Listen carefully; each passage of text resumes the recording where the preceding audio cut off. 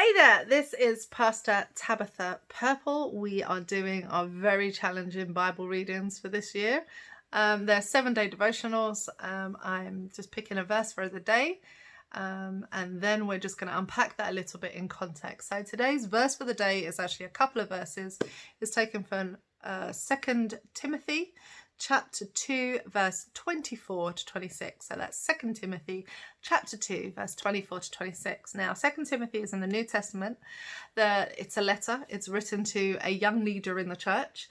It's written by a prolific writer who's Paul. He's a deep theologian and is trying to unpack the world of the Hebrew Christianity, the world of the Hebrew God into the Christian world, which is changing and being challenged all the time. And it's a really difficult and it's hard work. Like what he's doing is hard work, and sometimes it comes across clearly and sometimes we have to sit with it and it challenges us. Today is the challenge. So 2 Timothy 2 verse 24 to 26, and it says this: "The Lord's servant must not quarrel, but must be gentle to everyone, able to teach and patient, instructing his opponent with gentleness. Perhaps God will grant them repentance, leading them to the knowledge of the truth. Then they may come to their senses and escape the trap of the devil, who has taken them captive to do his will." Now, if you are a leader, a teacher, anybody of influence, this is going to sit in one of those uncomfortable spaces. Well, maybe you're a better person than me. A leader shouldn't be somebody who quarrels. Now, that doesn't mean that you don't disagree. It means that you don't quarrel. Quarrel is a very particular word, and it can be translated, I guess, argumentative. You're kind of the person that's always starting an argument, always in a fight, always doing that, always at conflict with people by choice, by your own making, like you are part of the problem. And I'm going to say that deliberately because I'm a female minister. A lot of times the fight comes to my door whether I want it or not, and I have to stand up and say, no, that kind of behavior is not acceptable.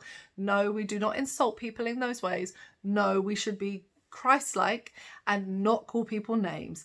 So a lot of times you feel like the fight, you're constantly in it, not because you're a person who likes the fight. I absolutely do not.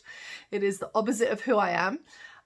But because of the nature of life, being a female minister is one of those spaces where you will have that on your doorstep whether you like it or not. Does not mean you're quarrelsome.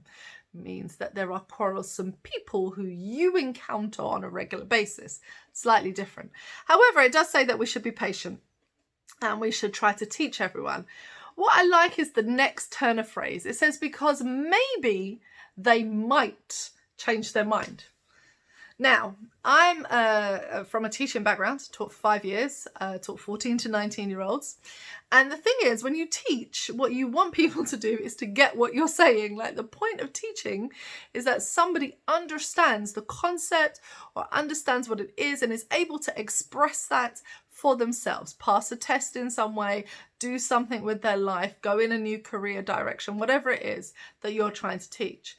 So when it says here that you should teach someone with patience because they might get it, I find that quite a conflict because I expect you to get it. If I'm teaching, I expect the penny to drop. I expect that if I teach you this concept, this, the thing in your head's going to go ping and you're going to get the point.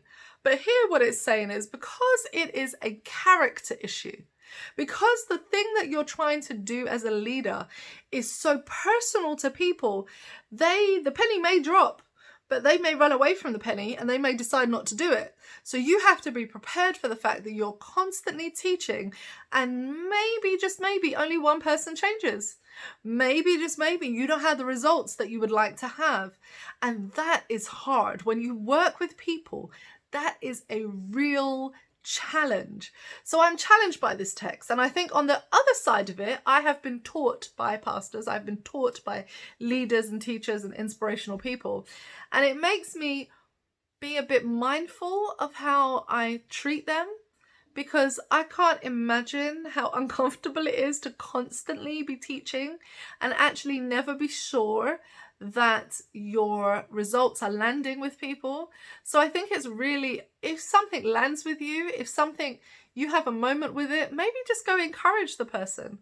maybe tell them, because and maybe I should do that. Like maybe I should tell people who've inspired me, hey, this that you did was really inspiring. You've made a difference. Because I think it must be really tough. In fact, I know it's tough because I'm the person that's teaching also. So when you flip it both ways, there's a lesson there for us to learn, I think, about patience, about being quarrelsome.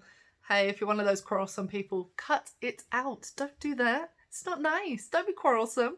Quarrelsome isn't good. Like, okay, you like a debate, but don't be quarrelsome. Quarrelsome isn't nice.